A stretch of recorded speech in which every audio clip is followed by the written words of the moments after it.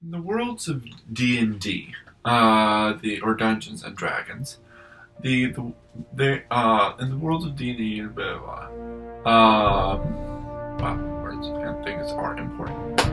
There is an abundance of magic filtering through the air, and maybe through the worlds themselves, the earth, the elements, all that stuff.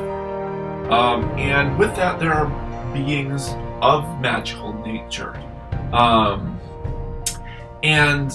course, there are monsters or creatures you can face that seem to be of inanimate nature that has been animated by magic. Some of the like golems of Jewish lore, and maybe imbued objects. Where do those come from? In official D&D, there's some items that you can create for golems, but it takes a long time, and they're very rare. But it doesn't really have anything for some of the magical objects until now. Hello, welcome back, or welcome to DIS. I am Dissidia, and you are hearing me speak again, or for the first time. Whichever it is, welcome, welcome, welcome. I am glad to see or hear you, or whatever, here today. And, pardon me, I am going to talk to you about the subclass for today that we are going to review. It's a wizard subclass, the Arcane Tradition, School of the Artisan, about imbuing objects with different magics and spells, or effects and spells, and also creating your own smaller golems and facing against those constructs. So, without further ado, let's get into that. Alright. Wizard Arcane Tradition School of the Artisan.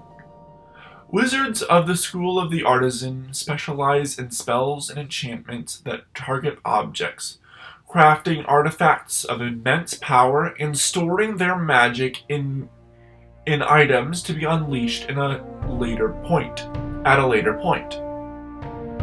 These wizards often hire themselves out as crafters, making magic items to order, while others become adventurers, slinging spells and enchanting golems to fight for them.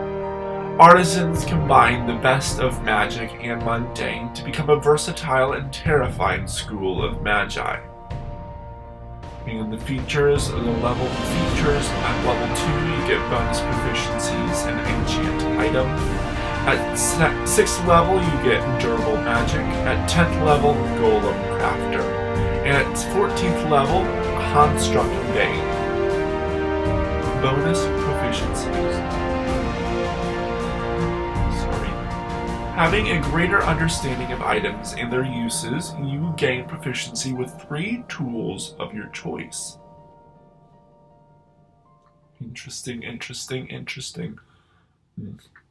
Enchant item. You've gained the principal knowledge of the artisans. You've learned how to enchant items with a vestige of your magic. Whenever you finish a long or short rest, you may touch one object of your choice and enchant it. Choose one of the following benefits. Any creature holding or carrying the object you enchanted gains that benefit until you take a long or short rest. Dark vision out to a range of 60 feet, plus 1 bonus to attack rolls with the object. Proficiency with 1 skill of your choice. Proficiency in a saving throw of your choice. The ability to probably breathe underwater. Or an increase to speed of 10 feet while the creature is unencumbered, probably plus 10 feet. You may use this feature once per long rest. At 6th, 10th, and 14th levels, you gain 1 additional use per long rest. Very cool indeed. Durable magic. You've learned how to best use your spells and their greatest effects. You may cast a spell as a ritual, even if it does not have the ritual tag, and expend a spell slot while choosing an object. The spell does not take effect, and the object becomes magical if it was not already.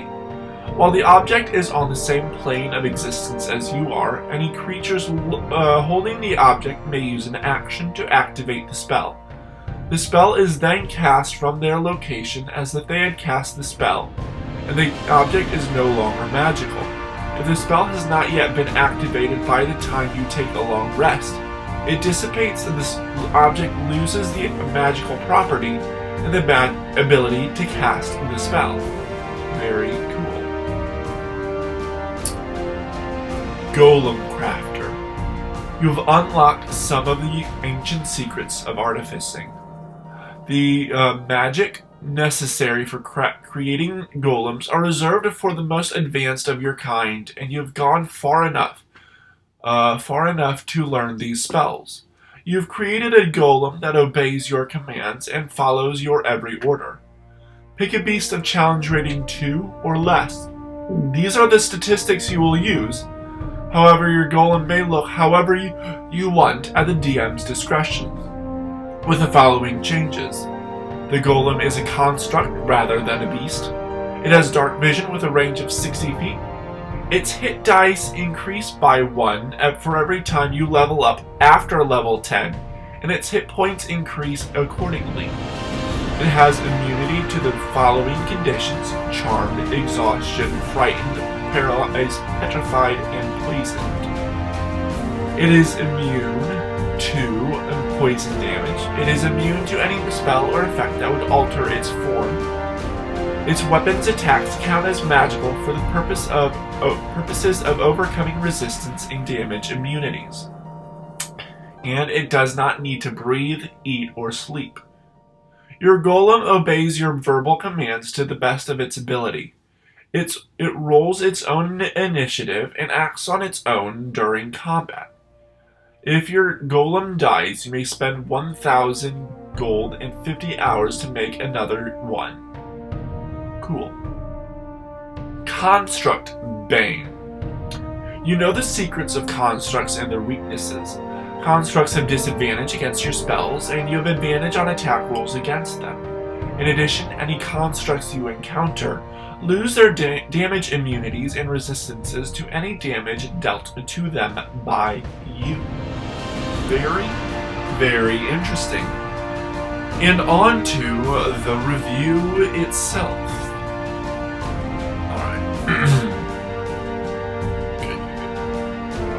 So the School of the Artisan. The story itself, I like that. I like that it's. I'm gonna go up front with it. I think it's different enough than the actual Artificer that it can stand on its own. Something a lot more with golems and construct stuff and enchanting items with some magical effects and some spells that you can use later. So kind of prepping spells for later, which is really cool. Can be similar-ish to the Artificer, not really as much as I think. Let's see here. Bonus proficiencies, 3 skills of your choice. That's nice. Probably so you can craft your objects that you want. Enchant object, enchant item. Those different magical effects kind of reminds me of something similar to the transmutations. I think it's Transmuter's Stone or whatever. I think this is different enough, and I think a little better. I think Transmutation School of Magic is a little lackluster, but that's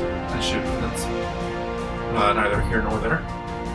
Durable magic, yes, storing the magic in an object for someone else to use at a later date, which is really cool.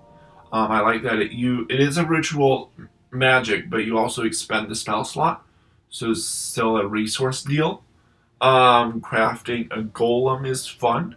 I like that it's using a beast of challenge rating 2 or less, their statistics, and then you change it a little bit enough that I think it can handle itself. It has its own initiative and acts as its own, but you can command it verbally, which is nice. And it's only 1, so it's not really changing the battlefield all that much, which is great. And then Construct Bank, which can be helpful. Really depends on the adventure, where you deal more damage against constructs, which again can be helpful, can be not. Really depends. But anything that's overpowered or underpowered. Let's see here. I really don't think so. It looks really balanced to me. I would love to see this in combat, in play, of course. And anything else? I don't think it should be any other class, of course. Maybe the Artificer, but I think the Artificer stands on its own. This wouldn't make as much sense for the Artificer. And yeah, let's see here. Of course, the next one, we're going to the Artificer, of course. This one is called the Naturalist. Someone who looks at the magic in nature of D&D worlds and tries to emulate it themselves. They're not druids in that they like worship it. They just kind of take inspiration and knowledge from it, which is cool. Let's see here. Of course, keep in your mind my sister's D&D inspired bar idea whenever that happens.